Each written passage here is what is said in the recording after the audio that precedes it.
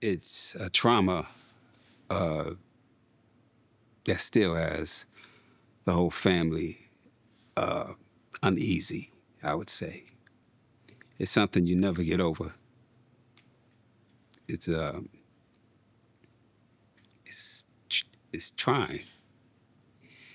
It's trying when you have someone that you love so much and lose them. I just pray that no other mother have to go through what I'm going through behind this man wanting a quick dollar.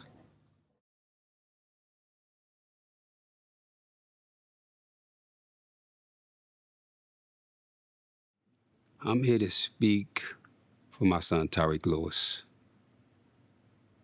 He passed away due to fentanyl poisoning.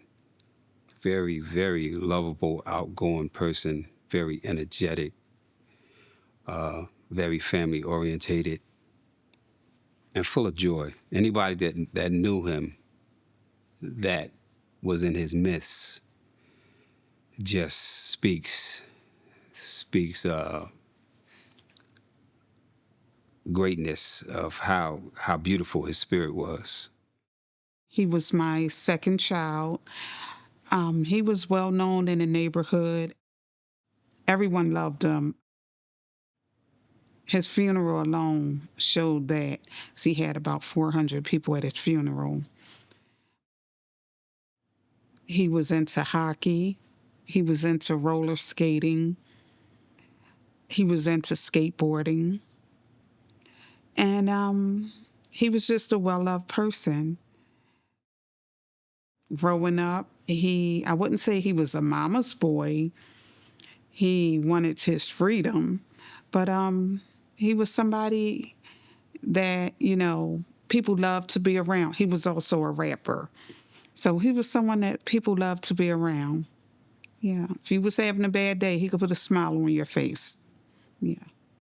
Through school, Tariq, he did very well in school. In the beginning, they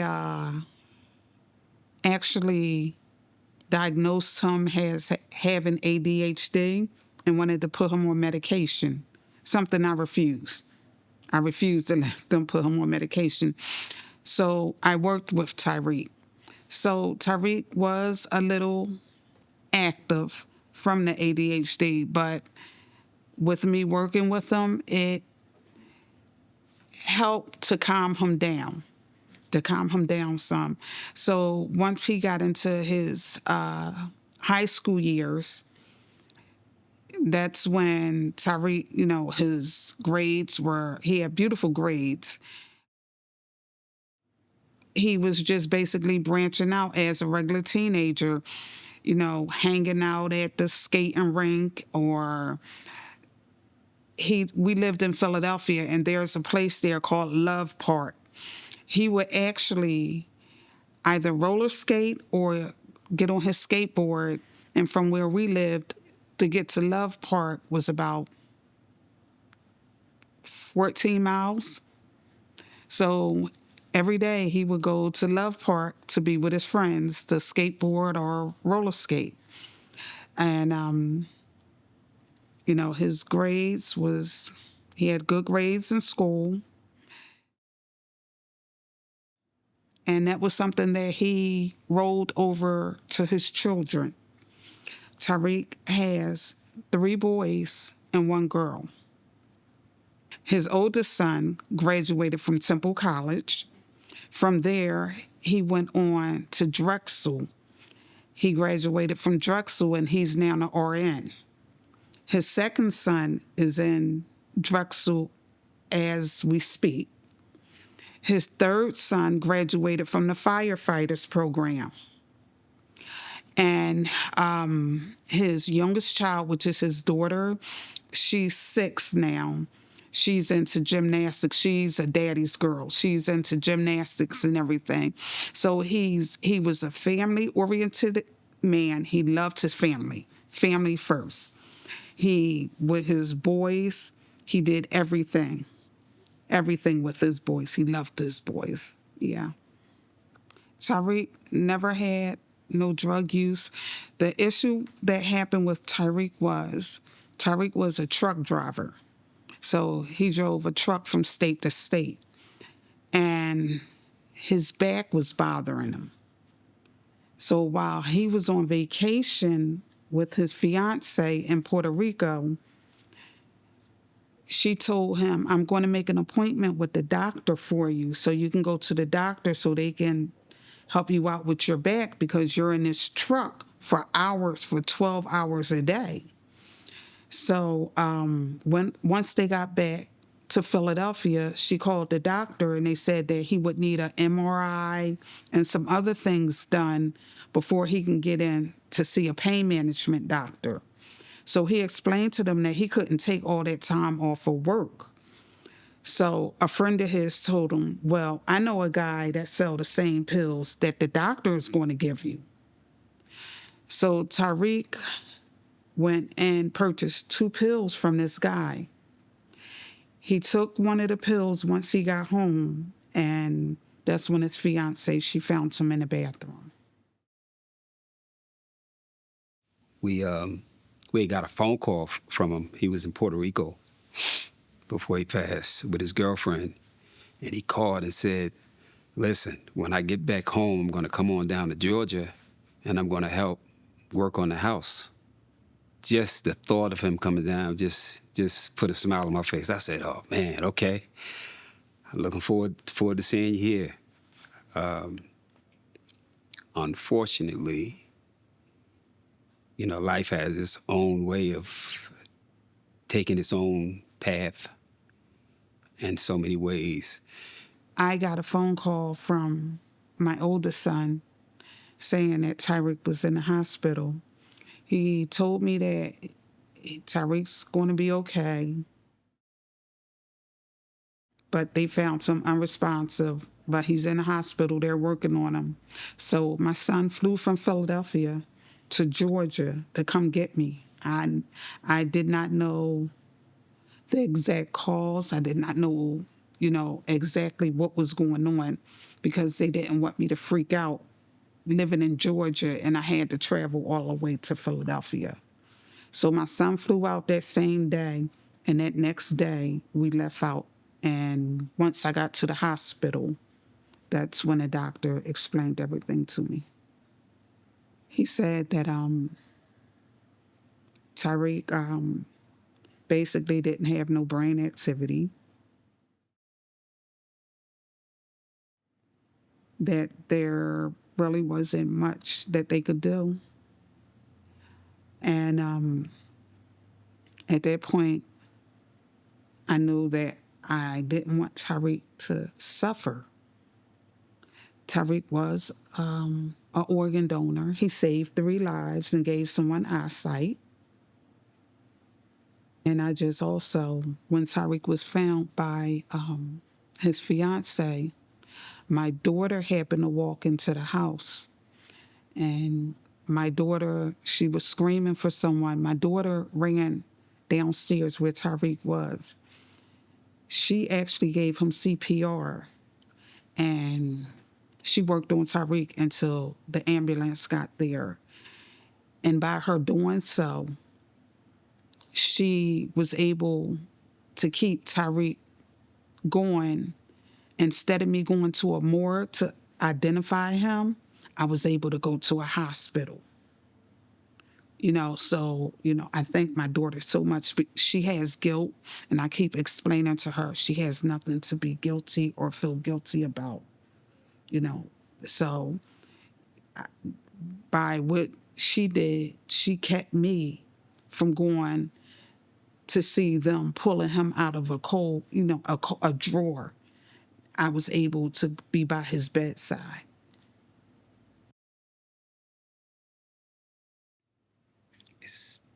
It's trying. It's trying when you have someone that you love so much and lose them. But the beauty of it all is that I have my wife, I have my other children, and we have all the good things that we do in his name, in his honor. And when things first happened, I kind of have the kind of character of being cool as a cucumber. But when my wife left to go to the hospital to visit with our oldest son, Sean, I stayed home, and just that emptiness of doing it, because Sean actually told me what happened, and he told me all the details. He didn't want to tell his mother. And so I had to keep that inside. And as a man, you're told men are not supposed to cry. And I find that to be the furthest thing from the truth. Men hurt, we're human, and any real man could tell you that that's part of being a man, being able to be in touch with your feelings. My way of dealing with the grief when they left, I went out back and I took some logs, burnt them, and I just yelled and screamed, and I kind of let myself go and grieve in a way that I wouldn't affect anybody else from seeing the kind of pain that I was going through personally. So I kind of let my head down with that one. I, yelled to the top of my voice, why this,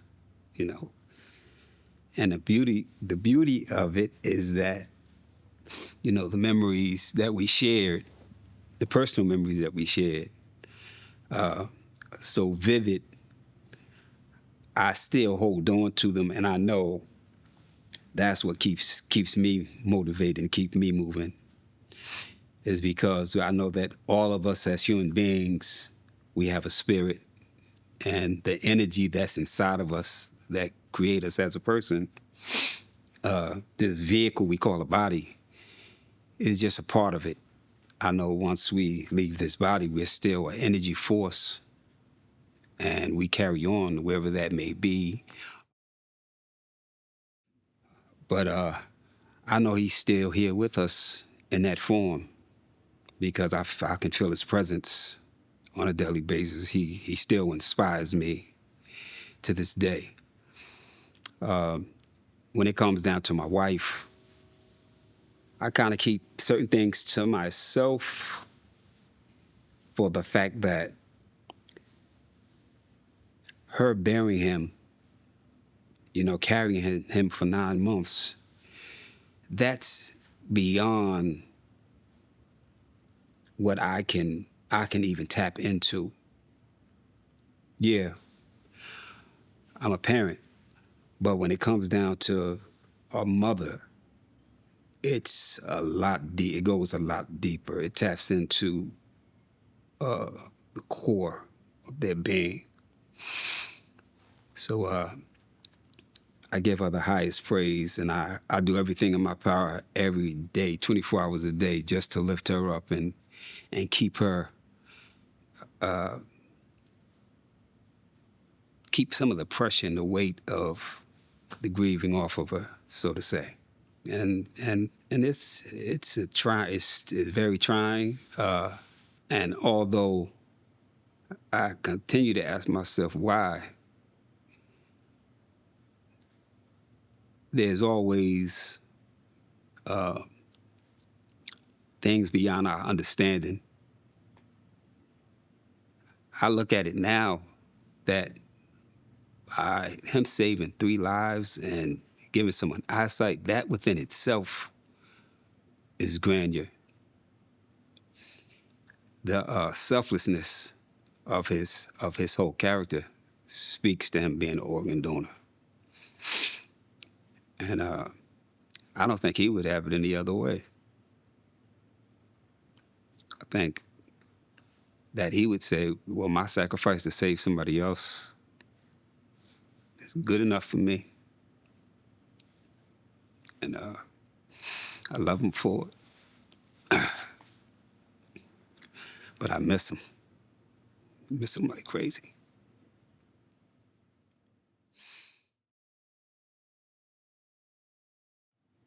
the guy who sold Tyreek the pills, he was out on $1 million bail. As of July 2nd, it just passed this year, 2024, they found him not guilty. Once Tariq passed, he was arrested, and then he was out on $1 million bond, which in the state of Pennsylvania, they do 10%, so $100,000. And to me, the DA wasn't doing his job. He had a top-notch lawyer who was in the courtroom joking with the judge. He knew everyone in the courtroom, telling the judge he'll buy her lunch and things like that. So, you know, as far as with the judicial system, I don't have trust in them anymore. So I just pray that no other mother have to go through what I'm going through behind this man wanting a quick dollar. The great thing that's going on now is that he's on billboards throughout the United States. So the word is getting out about fentanyl. There's so many angel moms that have become family, literally, that just go out of their way to make sure that they keep his name present in everything that they do. And we do our best to do the same, to reciprocate with other mothers that have lost their children. These laws have not even begun to catch up with this situation, with this epidemic. It's bigger than just these drug dealers. China has been given a free pass to bring these chemicals over to Mexico. Once they get to Mexico, mix them, and get them over here in the States. There's been, a number of crossings where they done caught people trying to bring the drugs through to the United States. But there's been so much that has gotten through. There's been so many countless lives that have been lost. Babies. We're talking 1-year-olds, 3-year-olds that are innocent, that'll just touch a table that has residue on it. It gets in their pores because it's a micro, and it kills them instantly. These are the things that we're fighting for. These are the things that every day when I meet people, it's not a conversation that ever stops coming from out of my mouth. When I meet people, I'm constantly telling them, listen, I got a story to tell you because I don't know if you know about this fentanyl epidemic. And if you have children or know anyone that doesn't know, I would like to share this with you so that you can pass this message on. It's very deadly. It's in everything. It's only getting worse. It's not getting better. We constantly going to rallies. We constantly on social media with different mothers. And the best thing that we can possibly do is share this message because so many people feel embarrassed by the black cloud and the stigma of saying, oh, your child was on drugs? No, he made a mistake. He took something that he didn't know was inside of a pill that was supposed to help him for his back pain, being a truck driver. And in doing so, it poisoned them and killed them.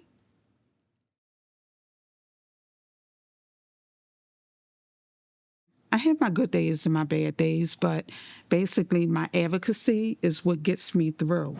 To know that I can help someone else, knowing that Tyreek passed, but his passing wasn't in vain, because as I said, he actually saved other people by being a donor. Not only did he save other people, I had mothers call me after Tariq passed to say, by your son passing, my child went to rehab. I don't know, something just took over me that made me smile to know that she's not going to have to suffer like I have to suffer for the rest of my life. With my advocacy, I live in a small town. I'm going to start with that. I live in a small town, and the county and the sheriff department was equipped and trained to carry Narcan, but the city wasn't. They said it wasn't in their budget. After I spoke to the head detective, and I spoke with different officials in the city I live in, they now carry Narcan. They're now trained. My next step is, well, Tariq is also, he's on billboards all around the United States. Tariq is on billboards. I constantly get phone calls from different people in Philadelphia saying, oh, I just seen Tariq on a billboard. He's on several billboards in Philadelphia. I've also been in the Philadelphia Inquirer. I've been on ABC News Live. I hosted a couple of rallies. So my advocacy, I'm using every possible outlet there is to get the word out about that there's no longer a such thing as a recreational drug. Another thing that helps me, Tyreek, I had another son, Eric. Eric and Tariq was really close.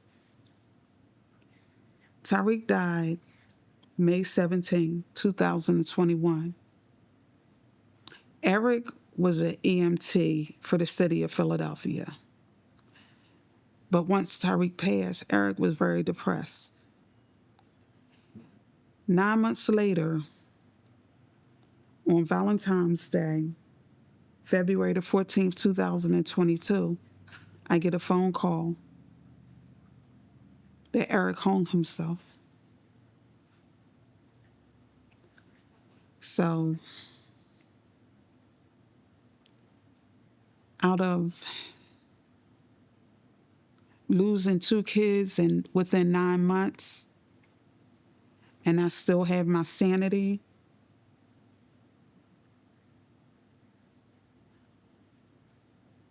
that's why I say some days I have good days and I have bad days.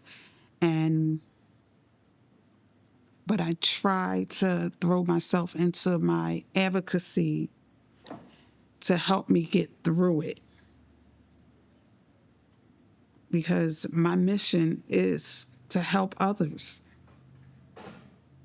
And my motto is, I lost my child, but I'm out here fighting for yours.